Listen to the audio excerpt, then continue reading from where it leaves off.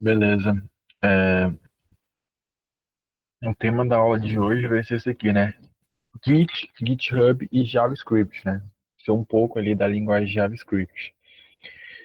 E aí, né, a gente começou na última aula, a gente falei um pouco sobre o GitHub, né? Mas foi somente uma passada ali básica. Aí hoje a gente vai verificar aqui, né, o que que é o Git, o que que é o GitHub, e aí depois vai dar aqui uma pincelada no JavaScript, tá bom? Como tá dando início. Bom, a atividade. Atividade, né? Fui fazer ali o SIGA, e aí chegou o momento, né? Chegou aquele momento que você fala como que você fez a sua atividade, né? Peço que seja ali no máximo 40 segundos ali de fala para você falar como é que você fez, né? Se você foi lá no site do SIGA, né? Se usou o inspecionar para saber qual que era a cor, se copiou, né? As variáveis lá, os elementos lá do CSS, colocou aqui, ou se pesquisou, ou se como colocou o input. Então, aqui, né? O Matheus Cavalcante fez esse aqui, né? O Matheus Cavalcante está aí.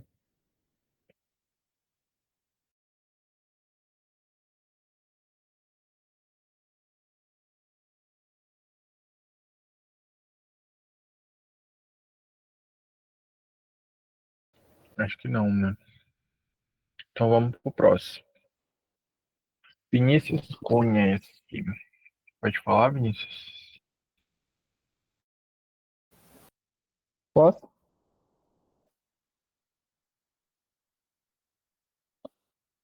Deixa eu ver. Me ouvindo, né? Sim, sim. Ó, aí, esse site era tudo estranho. Aí eu criei primeiro a header, ali para ser aquela informação ali do sistema. Aí depois eu coloquei uma div para essa mensagem aí de atenção. Aí eu criei duas divs para colocar os sisteminhas aí. Acho que foi a única forma que eu encontrei para deixar eles certinhos. Aí eu coloquei uma em cima e a outra embaixo e as mesmas configurações do CSS. Aí no meio, é, tem outra div que eu coloquei uma imagem e as informações do lado, com o display flex, aí fica alinhadinho um do lado da outra. Aí eu criei o negocinho de login, com dois inputs e um botão. Bem simples. Aí embaixo também são. Aí é tudo link. Eu acho que eu não esqueci de mudar a cor desse link do meio, mas ele é o link também. Aí é bem simples, é só uma div com as informações e uma imagem. É um link, né? Aí eu fiz o footer, eu só copiei lá do Siga. Eu tentei fazer a responsabilidade dele, né? Então, aí é um print, né? Mas se tu lá no HTML tu diminuir, eu tentei converter os sistemas para tipo um menu, né? Porque eu tô ligado que quando você pega um menu, você transforma ele em menu sanduíche, quando vai para o mobile. Só que aí eu tava sem tempo de fazer e ficou bem vagabundo. Aí, embaixo, como tá esses acessos para professor e aluno um do lado do outro, quando vai para o mobile, fica um em cima e outro embaixo, porque no mobile não cabe. Aí tem as coisas de acessibilidade e só. Beleza, beleza. Perfeito aqui. Eu acho que o Matheus Cavalcante chegou. Pode explicar, Matheus, aqui, o que você Oi, fez? oi. Estão me escutando? Sim, sim. Cara, é o seguinte, primeira coisa, né, eu fui para aquele negócio que tu falou, né, o F12, para a gente abrir o DevTools para ver o código. Aí eu vi que muitas dessas caixas eram imagens, né, tipo, imagem para barra, imagem para uns negócios assim. Eu falei, cara, como é que eu vou fazer isso? Aí eu achei o código principal da HTML e joguei lá no VS, né, para ver o que que dava. Aí aconteceu que deu bastante erro, né, algumas, porque, querendo ou não, tem umas parte de outras coisas, né, de Java, enfim. Eu pedi pro joguei na IA e pedi para ele ajeitar a parte, tirar, né, as funções e deixar só meio que os botão, tipo assim, só para não linkar para outro lugar, né? Tanto que se você preencher aí, né, é tudo clicável, só que não vai levar para canto nenhum. Porque a intenção era só fazer a página, né? Aí na parte do CSS eu tentei pegar os códigos de cor, né, modificar. Aí para responsividade eu usei o média, né? O arroba média que a gente coloquei com maxi width de 766 pixels. Eu fiz também, modifiquei os blocos para que eles possam se empilhar, né? Eu coloquei um flex direction e coloquei coluna, né? Cada bloquinho que eu fiz lá nas divs, né? Coloquei com flex direction para alinhar em coluna. E também, também no login também eu ajustei o tamanho do login para que ficar com 95%. E basicamente foi isso, né? Foi o média, o flex direction nos blocos para que eles possam na parte na hora que for colocar no celular, né? Os blocos, esses blocos aí em cima, né? Do SIGA, SPAC, para que eles fiquem em coluna na hora que fica no celular, né? Para não tirar meio que, como é que se fala? Meio que cortar as coisas, né? Ficar tipo a linha de bacaninha. Aí foi isso.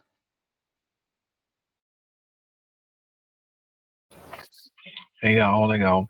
Para quem chegou agora, o tema da aula vai ser esse aqui, né? Git, GitHub e um pouco ali do JavaScript, a gente iniciando já. Aí, por que Git, GitHub, né? Ainda não cobrei para vocês, mas aí no caso, as próximas atividades, elas vão ter que estar, né, no GitHub. E aí, né, vocês vão ter que hospedar lá no GitHub. E aí eu acredito eu que as próximas atividades é para vocês enviar já e só clicar aqui e aí eu vou ver o site, né? Porque elas vão dar hospedada no GitHub Pages, tá bom? Mas aí com qualquer dificuldade, vocês podem estar colocando lá no grupo. Vou explicar aqui para vocês, né? Primeiro, o que que é o Git. Vocês estão me escutando bem? Ou tá um pouco baixo? Não, tá de boa, Tá tá de bem? boa. Beleza. Tá. O que que é esse Git, né? Alguém já ouviu falar desse Git? Vamos colocando aí o joinha para cima ou para já, né? Então, a maioria aí já viu falar no Git. Alguns não. Tá, o que que é o Git? Aqui tá falando, né, o que é. É um sistema de controle de versão distribuído, né, criado pelo Linus Torvalds, o mesmo criador do Linux, né? Então, esse cara aqui, né, ele criou várias coisas, né, várias distros Linux e a principal, né, que é usada, né, a distro-mãe. E aí foi esse carinha aqui, ó, Linus Torvalds. E aí foi batizado o próprio nome dele, né, de Linux, Linus. Tem até uma referência aí, né? E aí, para que que serve esse Git de fato? Aqui está falando, né, que é um controle de versão. Mas fazendo uma analogia, né, o que que seria esse controle de versão? A gente pode fazer uma analogia a como se fosse ao Drive. A gente tem ali, né, o nosso Drive, ou qualquer coisa ali, o Drive do Google mesmo, né? E aí lá no Drive do Google, a gente tem algumas pastas, né? A gente pode criar ali a pasta número um, pasta número 2, pasta número 3. Então ele serve para isso, né? A gente vai controlar as versões. Então a gente criou a pasta número um, a gente sobe, né, o código que a gente fez, por exemplo, sobe a primeira versão do Siga de vocês. Aí vocês subiram para a pasta um. Na próxima vez, né, você foi olhar e melhorou algumas coisas. Você vai subir para a pasta 2. Então, aí você consegue, né, com algum Git, você consegue alternar a pasta um com a pasta 2, entendeu? Então, você consegue voltar do momento do presente atual, né, até uns 3 ou 4 dias depois. Então, por que que isso acontece, né? Às vezes você está lá ali codando e aí você chega numa parte que você quebrou o código todo, né? E aí, e agora, o que que eu faço? Então você tem um save ali, né? Como se fosse um checkpoint, digamos assim, né? Você fez um checkpoint ali, né? E aí você consegue voltar para trás, né? Onde a sua versão ali estava estável, né? Do seu código. Então tinha uma versão ali, por exemplo, da atividade do Siga que estava tudo ok. Aí depois você acabou fazendo algumas alterações que bugou tudo. E aí você não consegue sair dali. Mas aí você tem um save, né? Um checkpoint que você conseguiu 2 dias atrás ou um dia atrás. Então serve mais ou menos para isso, né? Você vai dando vários saves E aí, só que nesse caso, você vai estar salvando localmente na sua máquina. Entende? Aí fica mais ou menos dessa forma. Aí aqui tá falando, né? Para que serve? Rastreia mudanças em arquivos de código, permitindo que várias pessoas trabalhem no mesmo projeto sem conflitos, né? Tá. Principais recursos. Histórico completo de alterações, né? Ele vai te mostrar todos os logs, tudo que tu fez lá, né? O que que tu alterou, né? Então, tudo, por exemplo, um git log, ele vai mostrar os arquivos que tu alterou, né? Se tu alterou o arquivo CSS, se tu alterou o arquivo index, enfim, né? Ele vai te mostrar a ramificação. A gente pode fazer uma analogia ali, né? Não certo, mas a gente pode fazer uma analogia de branch a como se fosse uma pasta, né? Como eu falei, pasta um, pasta 2 e pasta 3. Mas aqui no caso, né? Geralmente você vai usar uma questão de boas práticas para ter duas branches, né? Uma branch de produção, que essa é a branch que está funcionando, que ela está indo para deploy, que ela tá, você vai conseguir ver ali o site, né? E aí a branch de developer, que seria a branch ali que você está testando alguma configuração nova que você implementou no site. Então existe esse tipo de boa prática aí, né? Que você está implementando uma coisa nova, ainda está em fase de teste, aí você coloca nessa pasta aqui, ó, pasta teste. Aí a pasta de produção, aí você sobe quando já está estável, quando você tem certeza que não vai dar nenhum bug, já fez todos os testes, aí você sobe uma pasta ali de produção. É como se fosse essa branch aqui, né, que está falando, né, ramificação, branch para desenvolver features isoladas. Aí tem a fusão aqui no merge de alterações, e aí você consegue, né, por exemplo, o próprio Git, ele vai fazer esse merge aí para ti, né, ele vai unir duas branches, né, ele pode unir duas alterações que tu fez também, e aí, mais para frente, para não confundir tanto, eu vou estar explicando essa parte aqui do merge. Aí tem a outra parte que também, né, do trabalho offline, né? No caso, esse Git, ele vai estar offline no seu computador, não precisa de internet. Já o GitHub, que a gente vai ver depois aqui, não, eu tô na parte aqui do o que é o Git ainda. O que é Git, tá bom? Se tiver aí, tá tudo certo. Mas não passei ainda não, tá bom? Aí, né, a parte do trabalho offline é instalado localmente. Aí tem uma diferença. O Git, ele aqui offline no seu computador e o GitHub é uma plataforma, né, que vai estar online. Aí tem essa diferença. E aí você vai ter como se fosse uma linguagem de programação ali, né? E aí você vai ter vários comandos Git, Git log, Git init, tudo em inglês, né? E você vai perceber que muitos deles é só tipo assim, inicia Git. É, alguns, né, não vai fazer muito sentido, né? Mas a maioria faz sentido, né? Se você traduzindo ali, você vai entender mais ou menos para que serve, no caso, né? Então, como que eu vou instalar esse Git aqui, né? Em qualquer como outro programa, você vai clicar aqui na programa Git, só coloca aqui, escrever Git normal, ó, vou ver o que vai me dar. Aí ele vai me dar aqui, ó. Esse aqui é o site oficial, que tem um URL, git-scm.com. Aí você vai clicar em downloads, né? Aí você vai escolher aqui seu sistema operacional, né? Mac, Linux ou Windows. Aí clicou em Windows, né? Aí você vai escolher aqui a sua arquitetura, né? Se ela é 64, se é ARM 64. Mas aí acredito que todo mundo aí seja, né? Essa aqui no caso, né? Aí tem essa portátil e tem essa aqui. Aí se coloca essa aqui, né, x64, e aí ele vai instalar. E aí é igual qualquer instalação normal, né? Você só vai dar next, next, next, next, next. Computadores mais antigos, né, você tem a arquitetura 86 aqui, né? Mas aqui no caso ele nem vai mostrar, né? Nem está disponível. Mas aí vocês clicando aqui, ó, ele vai baixar, ele até pedindo aqui, né, para eu conectar com o GitHub, mas é porque a sessão já tá aberta aqui, né? Mas aqui no caso de vocês, vocês só vão clicar e aí ele vai baixar ali no cantinho, né? E aí vocês vão dar next, next, next, next, aquela instalação padrão.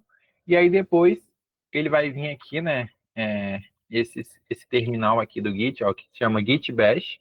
E aí você consegue executar comandos Git, né? Você acabou de instalar o Git, né? E aí você consegue executar comandos Git. Ele abriu na outra tela aqui. Aí você vai dar o primeiro comando, né? Git init. Aí ele está inicializando o seu repositório dentro da pasta que você escolheu. Então, por exemplo, eu vou criar aqui uma pasta aqui para vocês entenderem como é que funciona. Essa pasta aqui, né? E aí eu vou colocar aqui, né, clube. E aí o meu aqui já está instalado, né? E aí eu vou navegar até a pasta, né? Não preciso fazer isso aqui, né? Tem outras maneiras mais fáceis, mas é só para ficar mais ilustrativo aqui para vocês. Aí eu vou navegar até essa pasta aqui, né? Aí eu vou dar aqui, né, CD, e aí provavelmente ele deve estar na área de trabalho, desktop. Vou dar um G para listar tudo que tem na minha área de trabalho. E aí tá ali, né? Clube. E aí eu vou entrar dentro de clube. CD, né? Que é o Change Director. Eu estou mudando de diretório, clube. E aí ele entrou aqui dentro da pasta club, né? Aí o que eu vou fazer aqui, ó? Git init. Aí tá dizendo aqui, ó. Inicializei, né, um repositório remoto, um repositório local dentro dessa pasta clube. Quando eu entrar aqui dentro dessa pasta, vamos ver o que a gente vai achar. Eu entrei aqui, né? Só que ele sempre abre na outra tela. Aí a gente vai ver. Não tem nada. Por que que não tem nada? Quando a gente, esses arquivos .git, né, tudo que tem ponto nesse caso aqui, né, para o Windows não vai reconhecer. Então ele não vai te mostrar. Mas ele está aqui. O Windows não mostra, né? Mas ele está aqui, o .git. Aí por isso que muitas vezes você está codando ali e aí você não vê ali as operações que estão sendo salvas. Porque o Windows ele não mostra, ele não julga que precisa mostrar esses arquivos que tem um ponto alguma coisa, ponto .git, ponto não sei o que, ele não vai mostrar para você. Mas ele está aqui, ele já inicializou um repositório aqui. Aí o que, que você vai fazer? A gente pode vir aqui, né, na documentação.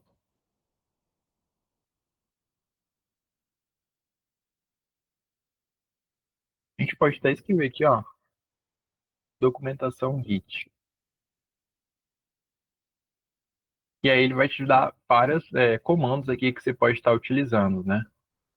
Ó, help, para ele te dar vários comandos, né? E aí você vai ver, você pode ir testando vários, né? No caso, git config type, né? Git dir. Então, você pode estar dando, pode até, aqui no meu caso ele já está até traduzido, né, na versão BR. Mas resumindo aqui para vocês, né? Vocês vão estar fazendo isso, né? Vão ter esse controle de versões localmente dentro da máquina de vocês. Nesse caso, dentro da pasta, entende? Aí já a questão do GitHub é um pouco diferente, né? Vou abrir aqui o slide para mostrar para vocês. Já a questão do GitHub, ele é um pouco diferente, né? É uma plataforma para controle de versão e colaboração em projetos de código. Então, como assim, né? É uma plataforma para colaboração de código. Então, por exemplo, dando o exemplo da atividade, você e seu amigo estão codando ali, né, o SIGA, certo? A interface do SIGA. Aí você falou para ele, olha, eu vou fazer a parte ali do botão, entrar, enfim, dos inputs ali. Aí o seu amigo falou que vai fazer a parte de cima ali, o header, né? Então, beleza. Então eu vou fazer a parte de cima e tu faz ali a parte do meio, né? Ali do botão entrar, de colocar o e-mail e o usuário. E aí é como se fosse, por exemplo, você não vai enviar o código para ele, né? Lá no WhatsApp. Toma aí a minha parte, toma aqui a minha parte. Você vai subir ele por repositório, né? Primeiro você vai salvar localmente na sua máquina, depois você vai subir ele para o repositório aqui na plataforma GitHub. Aí lá vocês vão fazer o merge, né? O GitHub vai fazer isso para você, e aí ele já consegue ali, né, alocar, vocês vão já conseguir baixar tudo certinho, né? Ele já vai estar unificado aí da maneira que tudo certo. Eu vou até fazer um exemplo aqui para vocês depois, para vocês entenderem melhor, né? Aí os conceitos principais, né? Repositório, passo que contém um projeto, arquivos e histórico, commit, salva anotações no código com uma mensagem descritiva. Então, antes de enviar, você precisa comitar uma mensagem, né? Você vai dar ali git commit no M, aí vai abrir aspas e vai colocar uma mensagem. Vai colocar, alterei o botão para cor amarelo. Mais ou menos dessa forma. Aí depende muito, né? Se você corrigiu um erro, você coloca fix. Seria ali, né, a correção de algum erro. Se você está fazendo uma feature nova, que seria uma funcionalidade nova, você coloca Fiat, aí 2 pontos, e aí coloca ali, né? Adicionei o input, e aí agora tal, faz uma descrição ali breve, né? Para você conseguir que a pessoa, né, que está vendo ali seu código, saiba que a alteração que você fez somente com umas palavras que você colocou, né? Bastante descritivo. O push. O push você estava enviando, né, essas alterações que estão no seu repositório local para o repositório remoto. O pull, o que ele faz? Você está baixando as atualizações do GitHub para o seu computador. Então, o push você vai enviar e o pull você vai pegar lá do GitHub e trazer para o seu computador. Então, um aí é o inverso do outro. Enquanto um você envia, outro você pega, né, você puxa lá do repositório remoto para o seu computador. Então a gente vai ver aqui a plataforma aqui do GitHub, né? Então, eu abri aqui o GitHub.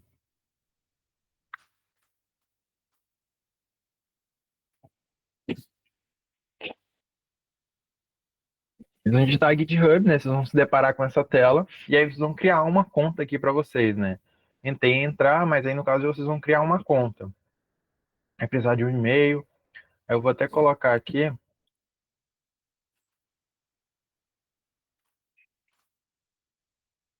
Aqui tem a parte de entrar e a parte de criar a conta, né?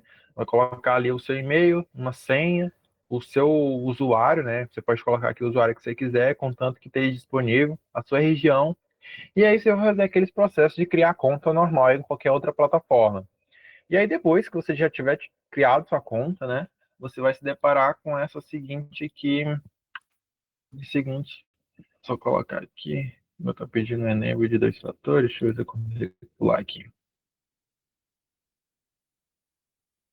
Eu vou pular isso aqui. Aí vocês vão se deparar com essa seguinte interface, né? Aqui, né, vai ter algumas informações aqui para vocês, né, todos em inglês. E aqui vai estar os repositórios de vocês. É como se fosse ali uma pastinha que você está guardando ali o código de vocês. Aí aqui o time, se você tiver em alguma empresa, em alguma coisa, vai mostrar aqui, né, se você já se afiliou. E aqui a timeline. Imagine aqui como se fosse o Instagram. Então, se alguém postou uma foto, se alguém postou alguma atualização, vai aparecer aqui. Então, por exemplo, essa galera aqui, ó, ela acabou de fazer um commit, né, e depois fez um git push do seu repositório local para o GitHub. Apareceu aqui que ele fez, porque funciona mais ou menos dessa forma, né? Ali é como se fosse uma rede social. Aí outras pessoas aqui, ó, comitando, né? O cara que fez em Java, ó, em TypeScript, enfim, ó, o cara que fez um merge ali, né? Então, é como se fosse uma rede social. Você também pode ver a timeline que outras pessoas estão fazendo em repositórios públicos. Agora, se a pessoa colocar que o repositório dela é privado, que só ela pode ver, ela também consegue, né? Mas aí vai da pessoa, né? Se ela quer colocar repositório público que outras pessoas também consigam ver e colaborar, aí funciona dessa forma. Aí aqui, como eu falei, né, vai estar os repositórios, né? Você cria um repositório. Eu vou criar aqui um repositório normal. Clique aqui em New, né? Estou criando um novo repositório. E aí eu vou colocar aqui, né? Clube. Deixa eu ver se já tem um clube. Acho que já tem. Vou colocar clube dessa forma. Aí, né? Vou colocar aqui, né? Clube, repository name. Eu vou estar colocando aqui. Aí tem a descrição. Aí se eu quiser colocar numa descrição do que se trata esse meu repositório, né? Esse repositório é para tal coisa do clube de programação. Então, coloco aqui na descrição. Aí aqui a parte, né? Se várias pessoas podem ver esse meu repositório, né? Então, eu coloco público ou privado. Não, somente eu posso ver esse meu repositório. E aí, né? Se eu quiser adicionar já um README, que seria ali, né? Como se fosse uma descrição também ali, né? Para o meu um manual de instruções do que se trata, né, a minha aplicação, esse readme, né, arquivos.md ali, você consegue colocar texto ali dentro, com linguagem ali Markdown, que é uma linguagem para você fazer determinada coisa.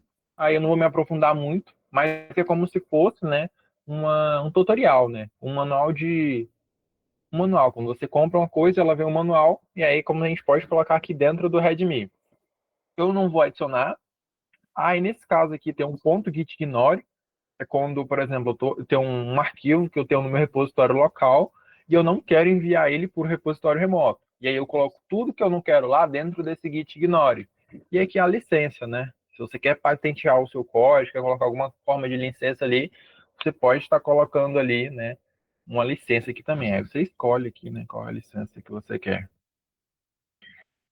E aí eu já coloquei o nome dele, já coloquei que ele é público. E eu já posso criar, né? Create repository. Ele criou, né? Aqui, ó. Tá aqui no meu usuário e aqui clube. Aí ele já vai estar me dando um tutorial de como que eu faço, né?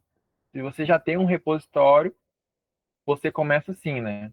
Mas aí, se o repositório já tá existente, você só precisa fazer dessa forma, entendeu? Aí, o que que ele está falando aqui, né? Ele está dando eco, né? Clube aqui, é somente explicando aqui o readme.md, mas aí depois ele vem com os comandos git. Git init, estou inicializando o meu repositório. Então, eu preciso falar assim, inicia aí repositório git, né? Então, eu estou criando ali, né, do zero, não tinha antes, então eu preciso dar um git init para ele ser criado depois. Git add, né? Então, ali eu estou adicionando um readme, né? um formato readme.md dentro do meu repositório. Então, serve para isso, né? Init para inicializar e o add para eu adicionar alguma coisa ao meu repositório. Git commit. O que significa isso, né? Git commit é para quando você quiser colocar uma mensagem ali, né? Para sua do seu repositório, né? Colocar aquela mensagem que eu tinha falado, né? É, fit, dois pontos, adicionei um botão amarelo, de cor amarela, né? Você vai falar o que você fez. Aqui no caso, né? First commit. Aí git branch -m main. Aí o que acontece? Sempre ele vai vir com um repositório chamado master. Aí aqui ele está trocando, né? Git branch, ele está criando uma branch main e mudando para branch principal, né? Então, por exemplo, vamos fazer uma analogia. A pasta se chama master, que é a que eu estou enviando todas as alterações, e aí agora ela vai se chamar main, porque ela vai ser a principal, né? Entendeu? É mais ou menos isso que eu estou falando. E aí agora eu vou estar adicionando a origem, né? Porque, por exemplo, eu estou aqui na minha máquina local, e aí eu vou enviar para o meu repositório remoto. Como que o Git vai saber que eu quero enviar literalmente para esse repositório remoto chamado clube? Não tem como ele saber, né? Então eu tenho que passar ali, né, como se fosse um endereço local dele, para ele saber que eu quero enviar as minhas alterações, o meu código para esse local. Então eu estou passando mais ou menos assim, um endereço para ele, entende? Aí aqui, né? Git remote, né? Add, origem e a origem aqui, né? Então eu só posso colocar essa aqui, né? github.com anexando 2club.git e aí ele vai adicionar essa origem. Depois que eu adicionei essa origem, o que eu vou fazer aqui agora? Eu vou dar um git push, né? Que eu vou estar enviando essas informações, -u, e eu vou estar setando a origem delas, né? Origem main. Para onde que eu vou enviar? Que pasta que eu vou enviar? Qual é a branch? A branch main, né? Aí, se caso, se o repositório já está configurado ali tudo certinho, só precisa fazer isso aqui, ó. Esse de baixo. Git remote, né? O endereço, mudar para main, né? Se tu quiser, tu pode enviar para master também, não tem nenhum problema. E outro pode enviar para outra branch que tu colocar. Se tu quiser colocar, por exemplo, não é uma boa prática, mas tu pode colocar a branch pelo teu nome. Felipe. Git branch -m Felipe. Você pode colocar o nome que você quiser, né? Mas é uma boa prática ali, você pode colocar isso geralmente assim padronizado. E aí depois você envia essas alterações. Então é como se eu estivesse preparando ali, né, uma pasta ali, e aí depois eu vou só enviar as minhas alterações, o meu código para essa pasta, que está, vamos supor ali, né, num repositório remoto, aqui no caso aqui, né, no GitHub. E o que que a gente faz aqui agora? Tem aqui, né, a pasta do clube. A gente pode abrir ela aqui, no caso, com o VS Code.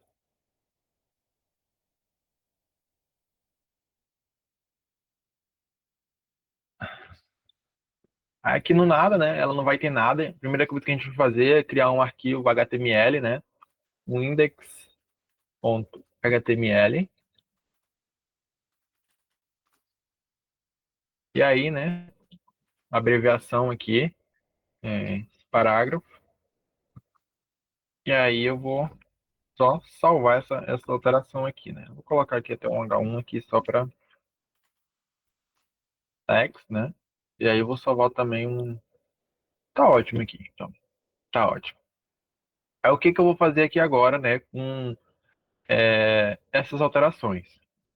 Eu posso abrir aqui o terminal, ó, terminal do VS Code, terminal, novo terminal. Depois eu posso estar passando mais devagar essa parte aqui, tá bom? Aí eu vou abrir aqui o terminal, eu já estou dentro da pasta Club, né? Ela já tem um repositório iniciado, que eu iniciei lá atrás, mas eu posso aqui nessa confirmar se está tudo certo. Git init, aí ele reinicializou o repositório que já existia. E o que que eu vou fazer aqui agora, né? Eu vou adicionar tudo ao meu repositório local. Como é que eu faço para adicionar isso? Eu dou um git add e dois espaços e um ponto. Ou seja, esse ponto quer dizer que tudo que tiver aqui no meu repositório local, né, todos os arquivos ele vai mandar. Se tiver cinco arquivos HTML, três arquivos CSS ou qualquer de outro arquivo, ele vai mandar aqui para o meu repositório local. Git add um ponto, espaço um ponto, aí ele mandou, né? Ele mandou ali em segundo plano, né? Aí o que que eu vou fazer aqui agora? Eu vou escrever uma mensagem, né? Ou eu posso ali mudar, porque atualmente, ó, vou dar um git branch aqui para eu saber qual que é a minha branch que eu tô. Só colocar aqui. Não tem nenhuma branch criada no momento, então eu posso dar aquele comando lá, ó. Essa aqui, ó. Git branch -m -main. Então eu posso só copiar aqui, ó, git commit -m e dar o first commit, que aqui é no caso, né? Então, chegou aqui, né? Aí, ó, agora ele já tem uma master aqui, ó. Git commit e a mensagem que eu quero, né? Aqui no caso, first commit, primeiro commit. Aí agora, tá ali, né, que vocês viram que era master. Agora eu vou mudar para main. Git, né? Git branch, ó. Ele já tá me dizendo que eu tô na master. Aí no caso eu quero mudar para main. Tá o nome main, né? Aí o que eu vou fazer? Coloquei, ó, git branch -m main. Agora eu vou dar uma olhada, né? Vou dar um outro git branch para saber qual é a minha branch atual. Ele já tá me dizendo que eu tô na main. Ó, antes eu era master, agora eu mudei para main. Agora, o que que eu vou fazer? Eu vou aderir, né, o meu repositório remoto. Vou falar qual que é a origem dele, ó. Ctrl C aqui, ó, git mode, add origem e passei a URL. Pronto, rodou ali em segundo plano. E agora, o que que eu vou fazer? Vou dar o git e vou mandar essas alterações que estão aqui localmente para o meu repositório remoto. Mas pode ser que você ache um pouco mais difícil, né? Mas tem formas mais fáceis de fazer isso, ó. Vou dar um git push origin main.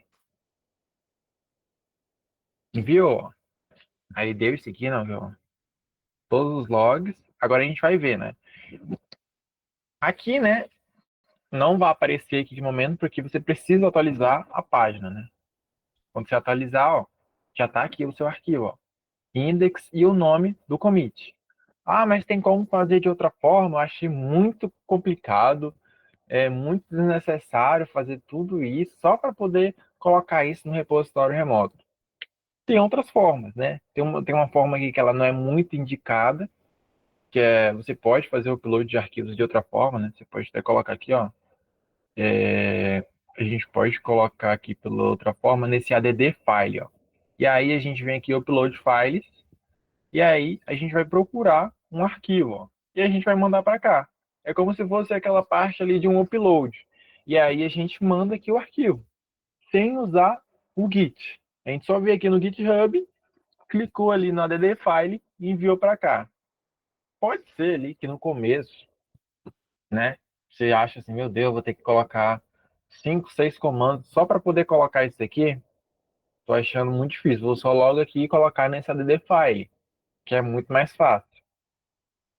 Não é uma boa prática para se fazer, não recomendo, mas a pessoa tem um livre-arbítrio, né? Se funcionou, é porque aí você pode fazer isso aqui também. Qual a outra dica que eu posso dar também? Tem extensões, né? A extensão do GitHub, você vem aqui, né? Extensões, e aí você vai baixar, né? Você vai instalar a extensão do GitHub. Aqui, ó, tá instalada. E aí, né, ele já vai pegar aqui para você automaticamente quando você fizer uma alteração. Por exemplo, vou criar um arquivo CSS, style.css. Pode ser que essa aula é um pouco mais complicada, né? Você deve estar achando um pouco mais difícil, algo, talvez algo muito novo, mas se não estiver entendendo alguma parte ou depois lá no grupo, né? Pode perguntar, posso sugerir conteúdos, ou posso explicar mesmo, tá bom? Pode falar.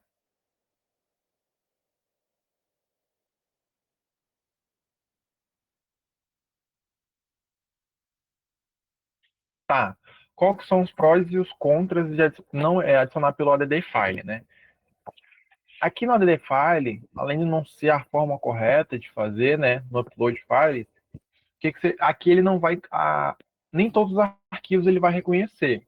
Por exemplo, pastas.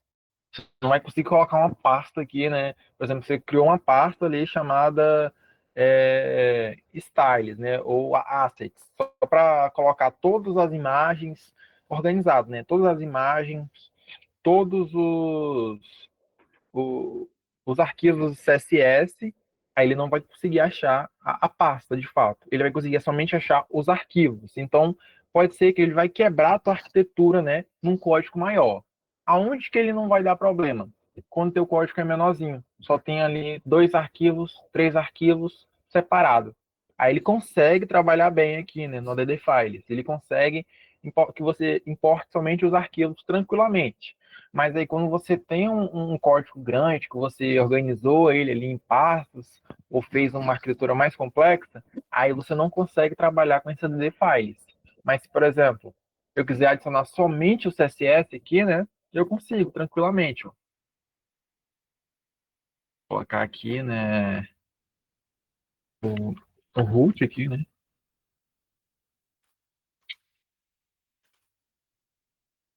Colocar aqui. Qualquer comando aqui só para poder enviar para lá. Aí, né, eu venho aqui no DD Files. Aí eu tenho que procurar a desktop, a pasta, né, que eu quero, club, né? Tem que achar aqui a pasta club, aqui, club, e o style.css. Aí eu vou enviar ele para cá aqui agora. Enviei o style.css. E aqui, né, eu preciso colocar alguma mensagem, né, o que seria? Que seria, né? Adicionei, né? E primeiro, qual que é a boa prática? Geralmente coloca em inglês, né? Fit, né? Fit de feature, uma funcionalidade. Só um exemplo, tá? Aí fit, adicionei, só um exemplo, né? Adicionei o style.css. E aí eu vou dar commit change, né? Vou dar ali o save. Ele vai processar e aí tá aí já, ó. Tá o style aqui, ó. O index e o style. Então eu consigo colocar o add por aqui também, pelo add files, mas quando eu tenho uma arquitetura maior, né? Então, por exemplo, agora, eu estou trabalhando com 3, 4, 5 arquivos. Ah, eu tô com preguiça, eu não quero digitar esse monte de horror de código. Consigo aqui também, né? Fazer pelo add file. Mas aí depois que você tiver com um projeto maior, aí você já não consegue. Você vai ter bastante problema, pode falar. No caso, aqueles códigos tem que colocar para cada arquivo que tu tiver dentro da tua pasta. Aqueles códigos, não, toda alteração que você for subir, aí você sobe, né? Aí você com aquele git add ponto, você envia todo mundo para o repositório local que você tem. Então, por exemplo, aqui, cadê o meu terminal? Aqui, ó, inicializei meu repositório, aí eu dei aqui o git add ponto. O que significa esse git add ponto? Estou enviando todo mundo lá para um repositório local. Enviei todo mundo. Não, não é só um arquivo, não. Ele vai enviar, se tu tiver 30 arquivos, ele vai enviar os 30 arquivos. Então, tipo, tu não precisa fazer para cada arquivo, não. Aí ele vai enviar todo mundo aqui, né? Git add, tá. Aí aqui agora, qual é o terceiro comando? Tu vai colocar uma mensagem, né? Ali, escrever uma mensagem como se fosse uma legenda pelo que tu fez. Git commit -m entre aspas, primeiro commit, adicionei um botão, troquei a cor, fiz tal coisa, corrigi um bug. Então você precisa dessa legenda. Depois, vai só mandar essas alterações que tu fez para o GitHub. Como é que tu faz isso, né? Isso contando que tu já está com o repositório remoto aqui, né? Já adicionou a origem dele, já adicionou o endereço. Depois é só esses três comandos, né? O git add, o git commit e o git push. E aí tu tá enviando, né? E aí tu vai, se tu tiver somente uma branch, tu só dá um git push. Aí se tu quiser enviar para uma branch específica, né? Git push origem Mateus, que é a terceira branch que tu criou. Não quero enviar para main. É como se eu estivesse falando. Git push, né? Eu quero enviar para essa pasta que é a terceira pasta. Não quero enviar para a primeira. Aí a origem que eu estou dando é a main. Aí funciona mais ou menos dessa forma. No add files, se eu quiser adicionar 5, 6, 7, 8 arquivos, eu consigo. Entendeu? Quantos arquivos tu colocar lá, ele vai caber. Ele tem até um limite aqui, ó. Ele não consegue também adicionar muito arquivo por aqui. Ele tem um limite de megas que tu consegue adicionar. Então é outro contra que ele tem. Já lá pelos comandos Git, né, ele já consegue te enviar tudo certinho. Pode falar. Alguém perguntou?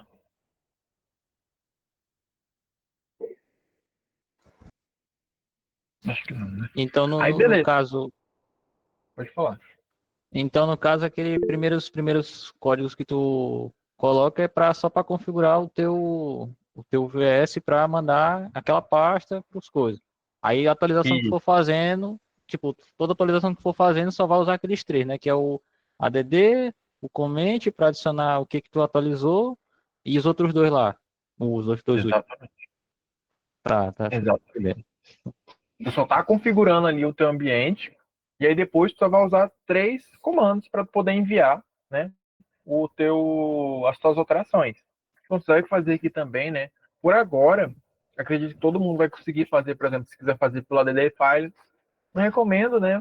Acho melhor já começar pela parte difícil, porque aí depois, quando quiser fazer um projeto legal grande, tem que fazer pelo Git-init. Aqui supre, né, a necessidade de fazer algo pequeno, mas, né, não é interessante.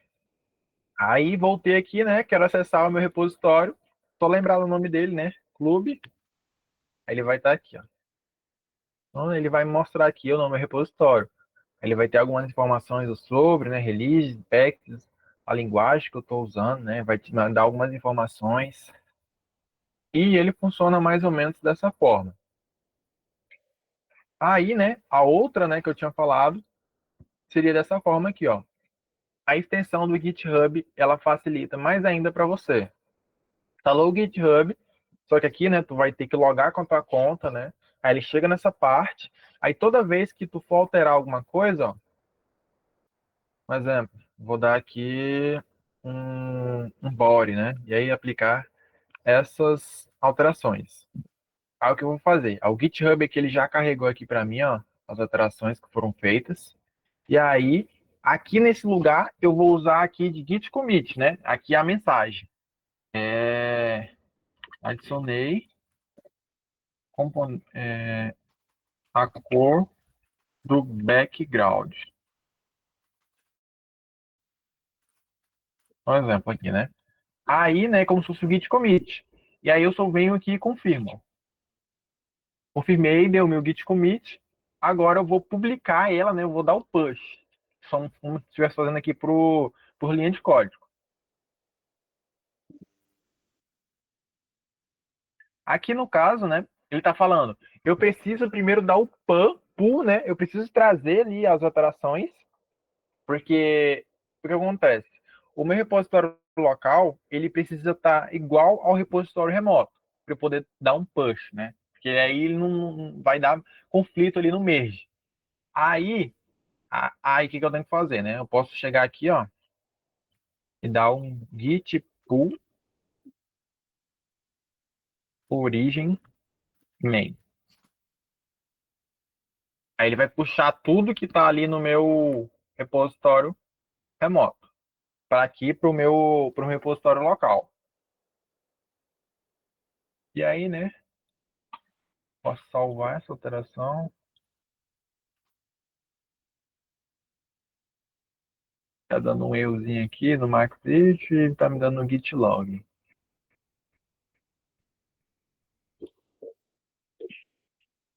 Aqui ele não está sendo completado.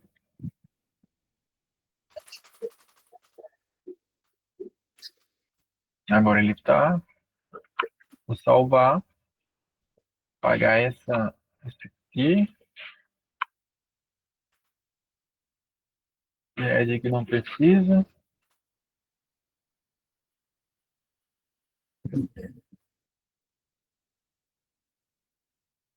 E agora vamos tentar aqui novamente, né? Vamos dar o git commit. Vou só colocar aqui teste. Fazer uma nova alteração aqui, né? H1. Vamos ver se vai. Aqui eu acho, eu não lembro se esse aqui ele é do próprio GitHub mesmo.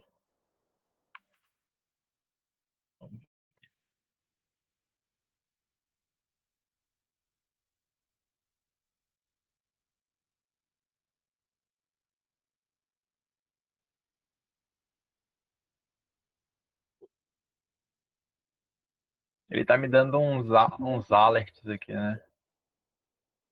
Vamos tentar fazer aqui o git.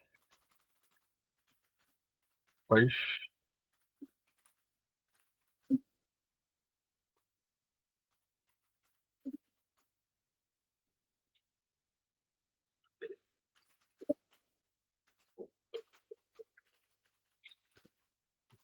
Como comitar. Colocar o aspas aqui. Teste. Enviei o teste. E agora eu vou dar o push. Origem. Né? E aí ele enviou, né? Aí, aqui, ó, eu até percebi aqui também que essa extensão, ela não está sendo usada, ó. Ela foi descontinuada, né?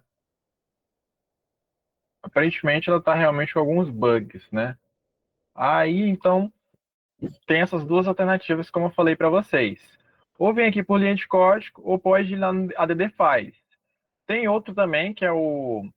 Consegue baixar aqui o GitHub, o GitHub Desktop, que aí você consegue fazer quase mais ou menos a mesma coisa aqui, né? Mas aí tem que ver se não foi descontinuado. Nesse caso aqui, dessa extensão, ó, ela foi descontinuada. Aí pode ser que tenha alguns problemas, algumas coisas, mas fica então somente dessas duas formas aqui, né? Git push e aquela outra do add file. Aí o que a gente vai fazer aqui agora? Deixa eu só conectar aqui com o style e mandar. Vou colocar aqui, né, o link CSS. Conectei, né, ao CSS. Vou mudar esse background para vermelho só para ficar aparente. E vou colocar aqui outro H1 Clube Programação. E agora, né, vou fazer essas alterações. Vou dar aqui um gitadd ponto, que vai mandar todas as alterações. Aí, o que eu vou fazer aqui agora?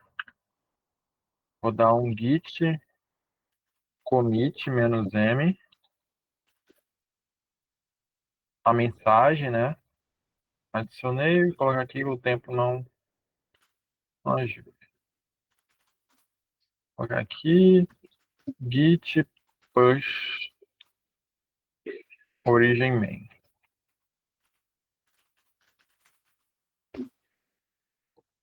E ele vai enviar, né, lá para o meu repositório remoto. Aí eu vou atualizar, aí vai estar aqui, né, o meu commit. Aí eu conectei, né, como é que vamos ver aqui como é que tá agora. Go live. Aí ele vai estar mostrando mais ou menos dessa forma. Só que aí ele está na minha máquina, né? Vocês conseguem acessar isso aqui? Opa, esqueci de enviar o L, né? Consegue acessar? Vocês vão conseguir acessar isso aqui? Não vão, né? Então o que a gente vai fazer? A gente vai hospedar no GitHub. qual que é o passo a passo aqui para poder hospedar no GitHub depois de mandar para cá? A gente vem aqui em Settings, né? Configurações, quando já está no repositório. Aí a gente vai vir aqui, ó, Pages, e a gente vai selecionar a nossa branch. No caso, a nossa branch é a main, né? A gente vai usar aqui a branch main aqui, ó. E aí a gente vai salvar. Aí aqui uns 40, 50, 60 segundos, ele deve funcionar. A gente só espera aqui uns 30, 40 segundos. Aí já já ele faz o deploy, né? Porque ele tem todo ali, né? Carregando. Enfim. Aí a gente verifica. Aí o que eu fiz aqui, né? Aqui, né? Ele já tá aqui, ó. Pendente. A index CSS. Aí eu vim aqui em configurações, pages. E aí eu vou selecionar a minha branch. Eu quero fazer isso, né? Eu quero hospedar ela aqui na main. E aí eu salvo essa alteração. Aí vamos só esperar, atualizar ali a página. Pronto. Eu já tô aqui, ó. Aí vocês conseguem acessar agora? Dá uma olhada aí. Vai aparecer dessa forma, né? Vai aparecer no celular de vocês, mais ou menos assim. Então eu consegui hospedar o site, né? Aqui, essa aplicação aqui, né? Essa landing page aqui, pelo próprio GitHub. O GitHub ele também consegue fazer ali hospedar alguns formatos simples. Então, passar aqui novamente o tutorial. Depois que eu enviei aqui tudo, né? Tá tudo conectado. Aí eu vim aqui em Settings, vim aqui em Pages. Aí eu vou escolher a branch que tá, se for master, main, o nome que você colocou. Aí você vai colocar main, e aí você vai salvar essa alteração. Depois que salvou, você espera ali uns 30, 40 segundos, aí ele vai te dar um URL aqui, ó. E aí você vai conseguir acessar a sua aplicação. Se fosse o Siga ou qualquer outra atividade, é interessante colocar aqui, tá bom? Aí eu posso até fazer aqui uma repaginada geral, aqui, né, o que foi o Git, o GitHub. O Git, ele vai funcionar localmente na sua máquina, né? E aí você vai ter vários comandos para inicializar ele, para poder adicionar. O nome não precisa ser necessariamente main ou master. É uma boa prática colocar main, no caso, né? Main, é uma boa prática colocar main, né? Que todo mundo é padronizado, coloca main. Mas, se você quiser testar outros nomes, você pode colocar, entendeu? Não tem nenhum problema. Ali tá testando, pode colocar outros nomes, seu nome ou qualquer outra coisa que você quiser. E aí, né, continuando. O Git, né, ele vai funcionar no seu repositório local, e aí você tem vários comandos, né? Git init para poder inicializar, git edd, espaço ponto, para poder pegar todos os arquivos da sua pasta e enviar para o repositório Git local. Depois, git commit, para poder mandar uma mensagem como se fosse uma legenda daquilo que você está adicionando, né, à sua pasta. Git add remote origin, né? E aí você está adicionando uma origem, no caso, para onde um endereço, para onde você quer enviar aquela sua alteração, se for remotamente. E aí depois, por último, né? Você vai dar o git push, que é quando você envia do seu repositório local para o seu repositório remoto. E aí você dá o git push e aí você passa a origem dele. Para quem que eu estou enviando? Para main, para master, para o local aqui que você designou, o nome que você colocou. E aí, quando você atualiza a página do GitHub, você vai verificar aqui que as alterações foram, né? E aí depois, como que eu faço para poder hospedar essa minha aplicação aqui simples?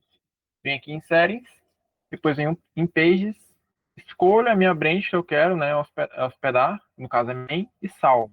Espera 30, 40 segundos, tá ok, tá bom? Aí ele funciona mais ou menos dessa forma.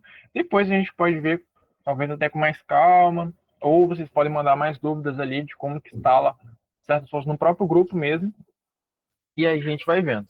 Enquanto isso, eu vou só adicionar aqui, correr aqui um pouquinho o slide. É que a gente pode ver o GitHub Page, né? O JavaScript, né? Então, como qualquer outra linguagem, é uma linguagem de programação usada para adicionar interatividades às páginas web. Aí o JavaScript, ele é uma imensidão de bibliotecas, né, de features, de várias coisas. Ele vai conseguir rodar aqui, né, no caso, sem você precisar do Node aqui, no caso, né, dessa plataforma, o Node.js, só porque o navegador, ele tem ali, né, um interpretador ali, né, um, um motor de busca, né, que se chama V8, que é o do Google aqui no caso. Aí tem outros navegadores que vão rodar o seu JavaScript. Mas se você quiser rodar ele fora do seu navegador, aí você vai precisar do Node.js, tá? Aí depois, né, eu só estou falando aqui uma repaginada bem pequena aqui sobre o JavaScript, mas ele é uma linguagem de programação. Ele não é tipado, né? Ele é só ali dinamicamente tipado. Depois eu posso explicar também por quê, né? Mas aqui, qual a funcionalidade principal dele, né? Dar interatividade à página, né? Então você consegue ali dar interatividade à sua página, né?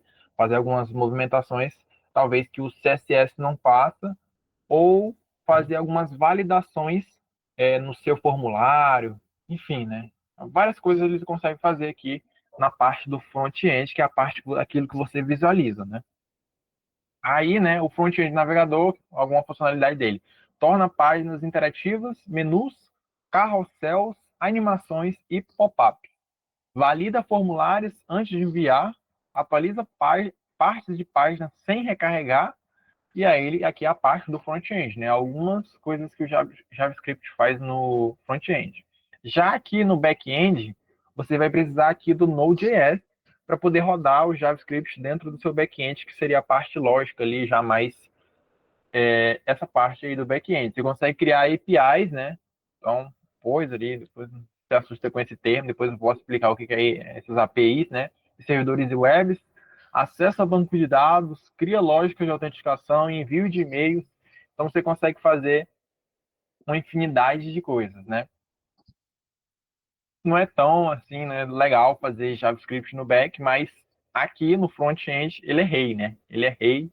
Não tem ninguém que tira ele aqui no front-end, mas muita gente não gosta muito aqui no.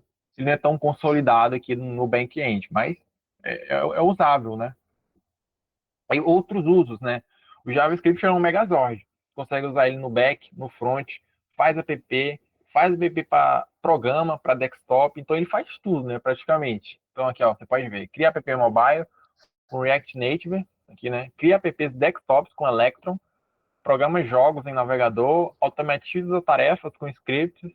Então, pode dizer que o JavaScript é um Megazord, consegue fazer de tudo enquanto aqui, né? Com algumas coisas, posso dizer que até gambiarra né? Mas tu consegue fazer de tudo com ele.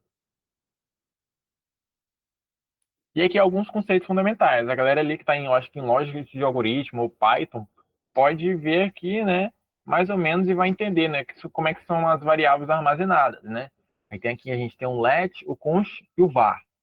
E ali é como se fosse funcionasse ali normalmente qualquer linguagem de programação, né? Aqui você está como se tivesse uma caixa, né? Uma caixinha, e aí você está guardando essa informação dentro dessa caixinha, entendeu? Aí você tem um let, aí você vai estar dando nome para ela, para essa caixinha, né? Let, nome, e aí você está armazenando aqui no caso uma string, né? Seria ali um nome, ali, algo do tipo. E aí tem um const, né? De idade, está dando um nome para ele, e aí você está dando aqui o valor para ele, né? E ele está declarando aqui como int, número, o outro var, né? Ativo, true, né? Que é uma variável booleana, né? Ou sim ou não. Aí ele funciona mais ou menos dessa forma. Ah, mas qual que é a diferença? Let, const, var é a mesma coisa?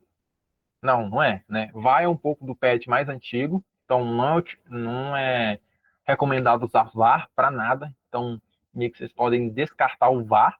Então, ou vocês usam let ou const, né? E aí o let, você consegue, por exemplo, você passa o let, nome João, e aí depois você passa esse nome da variável que você criou lá em cima, por exemplo, nome, e aí você consegue reatribuir o valor dela. Como que é isso, né? Por exemplo, let, nome João, e aí depois você passa nome igual a Maria. Então, por exemplo, o nome da minha caixinha, né, que estou lá dentro, era caixa 1. Lá embaixo, eu estou dizendo que o nome da minha caixa, só um exemplo, né? É caixa 2. Né? Caixa 2, enfim, né? E aí, então você consegue reatribuir algo a ele, né? Isso é legal? Pode ser que sim, né? Pode ser que sim, depende da finalidade que você queira, né? Aí o const. Aqui, né, no const, né, você está dando ali um nome para ela, né? Caixa 1. Lá embaixo você não consegue reatribuir a ela, né? O que é isso? É uma forma mais de segurança que você não consegue fazer, né? Então é interessante, tudo que você for atribuir uma variável a ela, você coloque const. A não ser que uma finalidade específica, aí você precisa colocar let, né? Que você vai reatribuir outra variável para ela, tá bom? Mas usem sempre const, na maioria das vezes, tá bom? Aí qualquer finalidade específica pode usar um letzinho. E aqui, né, tem as funções dos blocos, aqui é um código JavaScript, né? Então, acho que no Python vocês vão usar def lá, né? Acho que é para criar uma função. Aqui já no JavaScript vocês usam function mesmo, né? Function de função.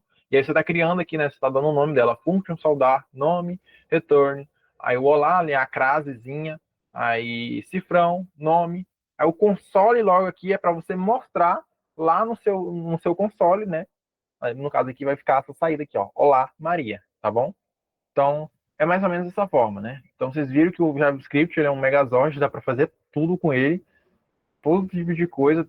Algumas coisas são gambiarras, e aqui é mais ou menos como que funciona ali as variáveis, os tipos, né? Então, você vai usar let e const, um desses dois. E aí é mais ou menos assim que você vai interpretar o código JavaScript, tá bom? Aí é isso, né? Então, mais tarde eu vou passar, ou amanhã mesmo eu posso passar a atividade para vocês. Aí vai chegar em formato PDF. Aí, Caleb, só um minuto aqui.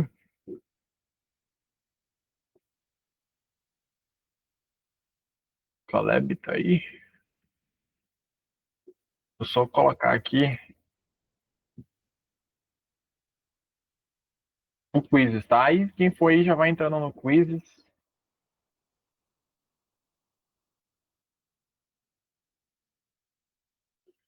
Aí